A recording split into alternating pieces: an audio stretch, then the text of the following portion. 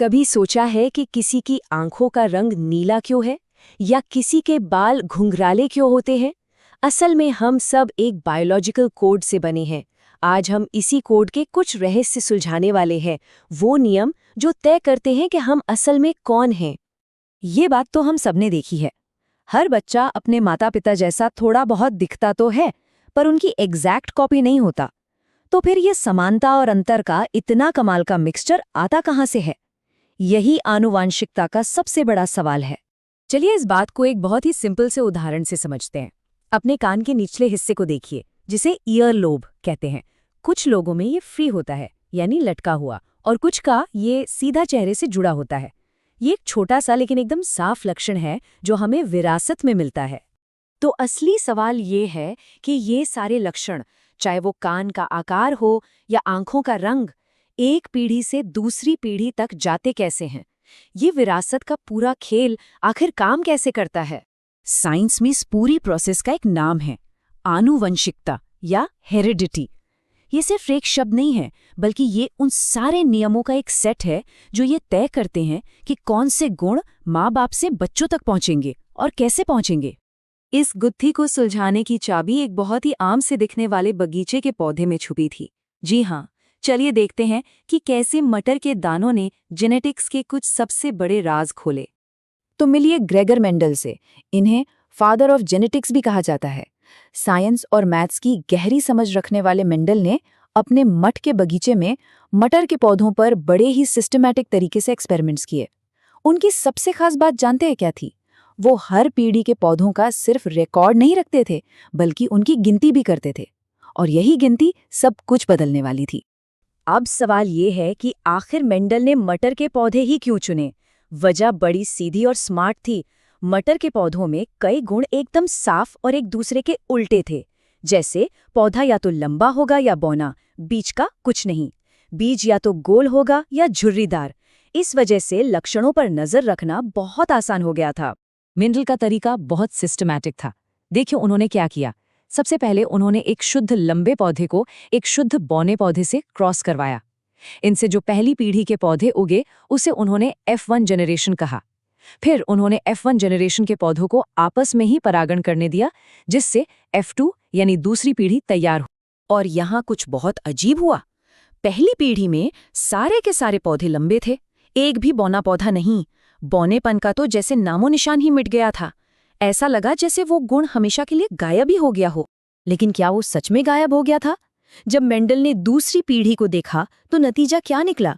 उन्हें मिला एक हैरान कर देने वाला, लेकिन हर बार वही अनुपात, 3:1, यानी हर 3 लंबे पौधों के लिए एक बौना पौधा उग रहा था। बौनापन गायब नहीं हुआ था, बस पहली पीढ़ी में छिप गया था। अब ये 3:1 का अनुपात कोई इत्तेफाक नहीं हो सकता था। ये तो पक्का सबूत था कि पर्दे के पीछे कुछ नियम काम कर रहे हैं। और यहीं से प्रभावी और अप्रभावी, यानी डोमिनेंट और रिसेसिव लक्षणों का जबरदस्त आइडिया सामने आया। मेंडल का नतीजा ये था कि लंबेपन जैसा गुण प्रभावी यानी डोमिनेंट है। इसका मतलब अगर इसका सिर्फ एक भी फैक्टर मौजूद हो तो पौधा लंबा ही दिखेगा। दूसरी तरफ बौनेपन जैसा गुण अप्रभावी यानी रेसेसिव है। ये बेचारा तभी खुद को दिखा पाता है जब इसके दोनों फैक्टर मौजूद हों। इसे ऐसे सोचिए, शुद्ध लंबे पौधे के पास लंबेपन के 2 फैक्टर हैं, मान लीजिए TT, और बौने पौधे के पास बौनेपन के 2 फैक्टर हैं, यानी TT। जब ये क्रॉस हुए तो पहली पीढ़ी F1 को दोनों से एक फैक्टर मिला, तो सब TT बन गए। अब क्योंकि बड़ा T डोमिनेंट है तो सारे पौधे लंबे दिखे। लेकिन जब इन TT पौधों ने आपस में परागण किया तो दूसरी पीढ़ी में TT, TT और TT ये तीनों कॉम्बिनेशन बने, और इसीलिए वो 3 लंबे और 1 बौने पौधे का अनुपात सामने आया। लेकिन मेंडल का काम यहीं खत्म नहीं हुआ। उनका दिमाग और भी आगे चल रहा था। उन्होंने सोचा, क्या होता है जब हम एक ही समय में एक से ज्यादा लक्षणों को देखें? उनका अगला बड़ा सवाल था, क्या एक गुण की विरासत दूसरे को प्रभावित करती है? मतलब क्या बीज का गोल होना इस बात पर निर्भर करता है कि उसका रंग पीला है या हरा, या फिर ये दोनों लक्षण अपनी अपनी मर्जी के मालिक हैं?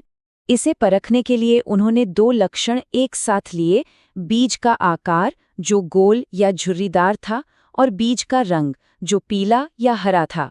उन्होंने गोल और पीले बीज वाले पौधों का क्रॉस झुर्रीदार और हरे बीज वाले पौधों से कराया। और F2 पीढ़ी के नतीजे कमाल के थे। उसमें सिर्फ पेरेंट्स वाले कॉम्बिनेशंस ही नहीं मिले, बल्कि एकदम नए कॉम्बिनेशंस भी सामने आए। अब गोल बीज हरे रंग के भी थे और झुर्रीदार बीज पीले रंग के भी। इससे एक बहुत बड़ा नियम साबित हुआ। अलग-अलग लक्षण एक दूसरे से आजाद होकर विरासत में मिलते हैं, वो एक दूसरे से बंधे हुए नहीं हैं।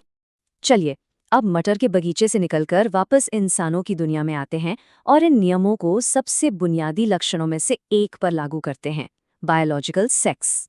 हमारे शरीर की हर कोशिका के अंदर गुणसूत्र यानी क्रोमोसोम्स होते हैं। ये जीन्स को कैरी करते हैं।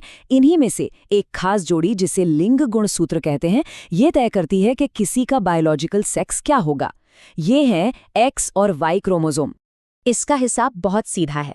महिलाओं में क्रोमोसोम की ये जोड़ी XX होती है, वहीं पुरुषों में ये जोड़ी XY होती है, जिसमें एक X और एक Y क्रोमोसोम होता है। तो ये तय कैसे होता है?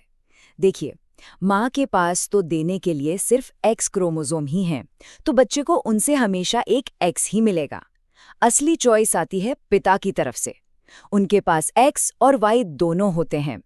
अगर पिता से X क्रोमोसोम मिला तो बच्चा लड़की XX होगा, और अगर पिता से Y क्रोमोसोम मिला तो बच्चा लड़का XY होगा।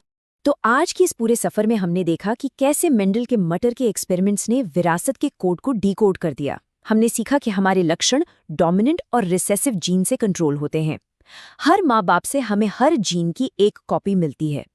हमने ये भी जाना कि अलग अलग लक्षण एक दूसरे से आज़ाद होकर विरासत में मिलते हैं, और इंसानों में बच्चे का लिंग पिता से मिलने वाले क्रोमोसोम से तय होता है। मेंडल की 19वीं सदी की इन खोजों ने मॉडर्न जेनेटिक्स की नींव रखी। आज हम जानते हैं कि ये नियम सिर्फ मटर के दानों के रंग या पौधों की लंबाई तक ही सीमित नहीं है, बल्कि ये हमारी सेहत, हमारी काबिलियत और हमारी पहचान की कहानी भी कहते हैं। तो सवाल ये है कि विरासत का ये कोड हमारे भविष्य के बारे में और कितने राज खोल सकता है? ये एक ऐसा सवाल है जिसका जवाब साइंस आज भी तलाश रहा है।